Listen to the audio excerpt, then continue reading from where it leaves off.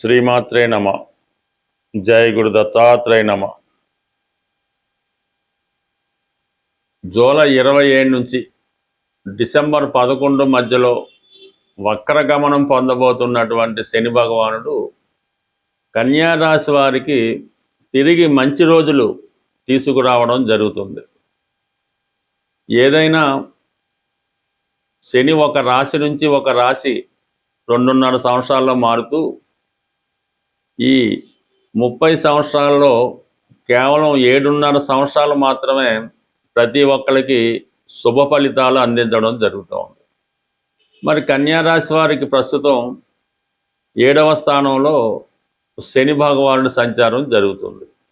7వ భావం మీద అంటే సాధారణంగా వివాహం ఆలస్యం అవడం, భార్యాభర్తలకు ఎడబాటు, ఈ విధంగా ఫిజికల్ సుఖం లేకపోవడం, కొన్ని ఇబ్బందులు అయితే నడుస్తుంటాయి. అయితే ఇప్పుడు ఈ జూలై 27 తర్వాత డిసెంబర్ 11 మధ్యలో సుమారు 138 రోజుల పాటు శని అత్యంత బలవంతుడు తన శుభస్థానం అయినటువంటి 6వ స్థానం మీద తన దృష్టి పెట్టడం జరుగుతుంది.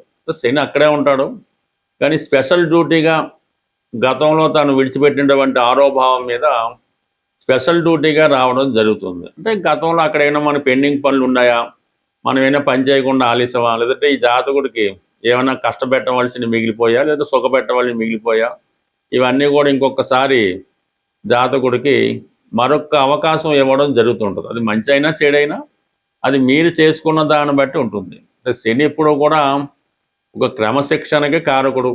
అంటే ఒక పోస్ట్ మ్యాన్ లాంటి వాడు శని భగవానుడు. మీ జన్మజాతకంలో ఏదైతే మీ యొక్క రాసి పెట్టి ఉందో ఆ భగవంతుడు మీ మీద ఏం రాశాడో అది అమలుపరచడం మాత్రమే శని యొక్క పని తప్ప శని కావాలని ఎవరికి ఇబ్బంది పెట్టడం, ఊరికే ఎవరికి ప్రతిఫలాన్ని కూడా ఇవ్వడం. అంటే ప్రస్తుతం మీరు 6వ స్థానం మీదకి వచ్చాడు కాబట్టి ఉద్యోగపరంగా మీకున్నటువంటి సమస్యలు అక్కడ మీకు రాహుతో కలిసి ఉండడం వల్ల మీరు సినిమా పరిశ్రమలో ఉన్న వాళ్ళకి మంచి అవకాశాలు రావడం జరుగుతుంది. అలాగే మీరు సాఫ్ట్వేర్ రంగంలో ఉన్న మరింత అభివృద్ధి మీకు రావడం జరుగుతుంది. అలాగే మీరు రైల్వే డిపార్ట్మెంట్ కానీ సెంట్రల్ గవర్నమెంట్ సర్వీస్ కానీ ఇటువంటి వాటిలో ఉద్యోగం కొరకు ప్రయత్నం చేసి ఉండి ఏదో కారణం వల్ల విఫలం అవడం, ఆ పరీక్షలు పోస్ట్పోన్ అవ్వడం, ఇంకొక కారణాల వల్ల రద్దయి ఉండడం ఉంటే తిరిగి ఈ సమయంలో మీరు తిరిగి ప్రయత్నం చేయడం వల్ల గతంలో పోగొట్టుకున్నటువంటి ఉద్యోగం లాంటిది ఏదైనా మీకు తిరిగి పొందడం జరుగుతుంటుంది. ఇక ప్రధానంగా ఇంకోటి ఏంటంటే కోర్టు సమస్యలు, ఏదైనా విడాకుల సమస్యలు ఉన్నాయి, కోర్టు సమస్యలు ఉన్నాయి. మీకు ఎవడన్నా ధనం మీ దగ్గర తీసుకొని తిరిగి ఇవ్వటం లేదు, అలాగే మీ ఆస్తి ఇతర స్వాధీనంలో ఉండిపోయింది, మనకి ఎవడు ఇవ్వటం లేదు, అంటే మీ పెద్దవాళ్ళు మీకు ఆస్తి పంచడం లేదు, ఇటువంటి చికాకులతో ఉన్నవాళ్ళు కూడా మరి శని వక్రగమనంలో మీరు ప్రయత్నం చేయవలసి ఉంటుంది. ఈ ప్రయత్నం చేయడం వలన కంప్లీట్గా మీకు ఇటువంటి కోర్టు సమస్యలు కానీ బంధువులతో విరోధాలు కానీ అవి కంప్లీట్గా పరిష్కారమై, అంటే వాళ్ళని గొడవ రూపంలో కాకుండా బెదిరించి కాకుండా బతిమాలే దూరంలో వెళ్ళినప్పుడు మీ తప్పుంటే ఒప్పుకొని వాళ్ళని రిక్వెస్ట్ చేయడం వల్ల కంప్లీట్గా మీకు న్యాయం జరుగుతూ ఉంటుంది.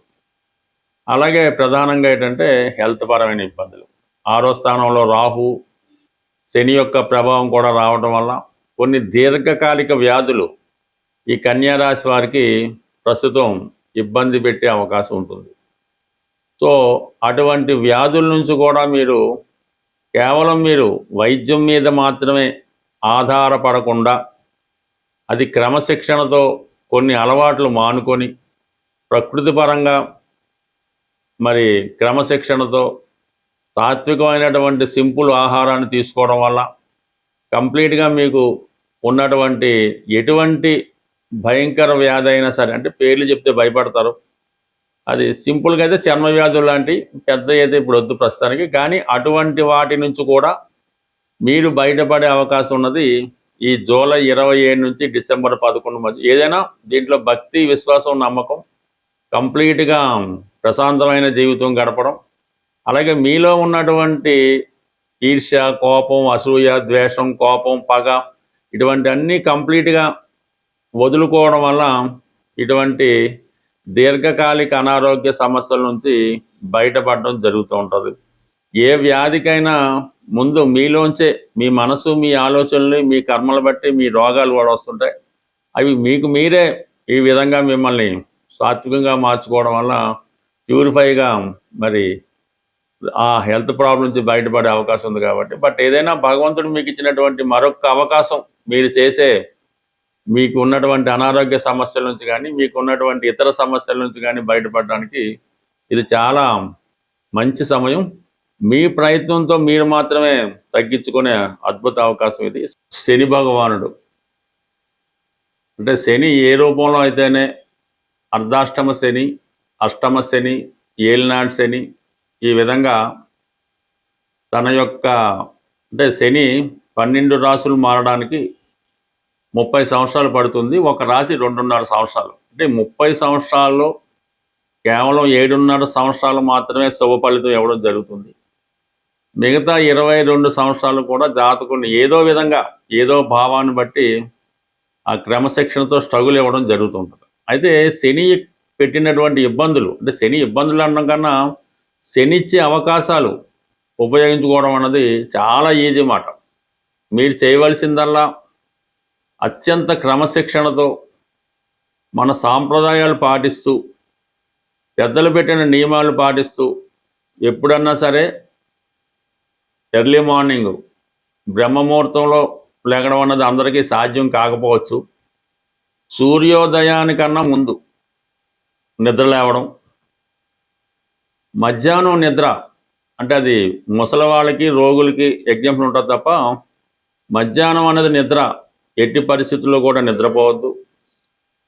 ఈ విధంగా ముందు ఈ క్రమశిక్షణ పాటించడం, ప్రతిరోజు కూడా మీ యొక్క కుల ఆచార ప్రకారం దైవనామ స్మరణ చేసుకోవడం, కుటుంబంలో పెద్దల్ని గౌరవించడం. అంటే మెయిన్గా శని యొక్క మీకు ఎంత ఇబ్బంది పడి జన్మశని అయినా అవనవండి, అప్పుడు మీరు ఏం చేయాలంటే అనాథ శరణాలయంలో ఉన్నటువంటి వృద్ధులు, ఇప్పుడు చాలామంది అక్కడ చేయించేస్తున్నారు కదా, అక్కడ ఉన్నటువంటి వృద్ధుల్ని అంటే సేవించడం అంటే పూర్వంలాగా ఏమి కాళ్ళు నొక్కడం అదేం చేయక్కర్లేదు. మీరు వాళ్ళకి అడిగి మీకు ఏంటి బాబు అవసరం, మీకు ఏమైనా బిస్కెట్లు కావాలా, లేదంటే ఎన్న మంచీలు తాగుతారా, లేదంటే ఎన్న మందులు తెచ్చి పెట్టాలా, అంటే వాళ్ళకి ఏదైనా ఇలాంటి సేవ చేయడం మీకు ఇష్టమైతే వాళ్ళు ఫిజికల్గా కూడా సేవ చేయొచ్చు. ఈ అంటే మరి ఈ సత్యసాయిబాబా ఉన్నప్పుడు ఈ నారాయణ సేవ అని వాళ్ళు ఈ బాబా డెవోటీసు ప్రతి వారం ఈ నారాయణ సేవని చేస్తుండేవారు, ఈ సత్యసాయిబాబా డెవోటీస్ వాళ్ళు. సో అది కూడా వాళ్ళకి అంటే బాబా వారు ఆ విధంగా వాళ్ళతో చేయించి వారి యొక్క శనిని యాక్టివేట్ చేయించి వాళ్ళకి మంచి మార్గంలో నడపడానికి అవకాశం ఇస్తుండేవారు ఆయన బాబా గారు. సో అలాగే రోగులు ఎవరైతే హాస్పిటల్లో రోగులు ఉంటారో ఆ రోగులకి సేవ చేయడం వల్ల మీరు మరణం లాంటి గండాన్నన్నా బయటపడే అవకాశం ఉంటుంది. అంటే ఆ మరణాన్ని నుంచి కూడా బయటపడవచ్చు. అంటే మీరు హాస్పిటల్లో చేరే అవకాశం ఉంది, మీరు హాస్పిటల్లోకి వెళ్ళి అక్కడ రోగులు సేవ చేయడం వల్ల అది ఆ విధంగా న్యూట్రల్ అవుతుంది. ఇది మాస్టర్ ఈకే గారు ఇటువంటి రెమెడీస్ వారి యొక్క భక్తులతో చేయించి వారి యొక్క దీర్ఘ రోగాలను కూడా ఆయన తగ్గిస్తూ ఉండేవారు.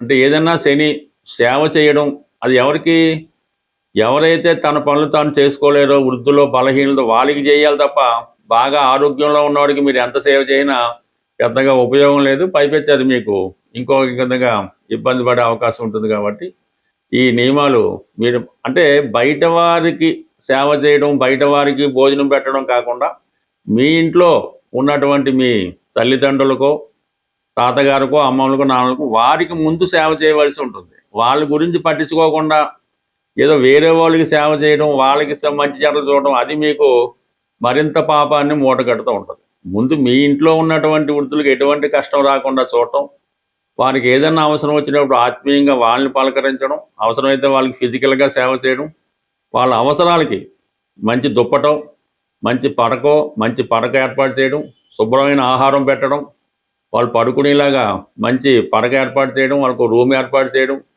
ఇవన్నీ చేయడం వల్ల మీకు 100% అంటే ఈ శని భగవానుడు కేవలం తన ప్రభావాన్ని మీ మీద కాకుండా కుటుంబం మొత్తం మీద ప్రభావం చూపుతుంటాడు. అంటే మీరు చేసేది తల్లిదండ్రులకు పెద్దవాళ్ళకు సేవ చేస్తే రేపు మీ సంతానం మీకు సేవ చేయడం జరుగుతుంటుంది. ఇది ఏదైనా శని కర్మకారకుడు.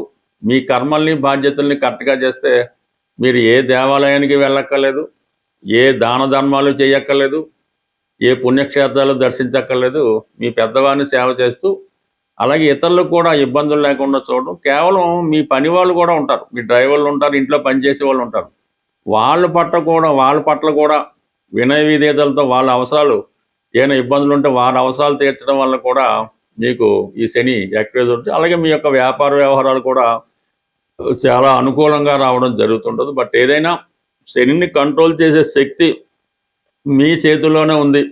అది మీరు ఎంత కష్టపడి చేసుకుంటే మీ యొక్క అభివృద్ధి, ఆరోగ్యం, ఐశ్వర్యం అంత అనుకూలంగా ఉంటుంది. స్వస్తి.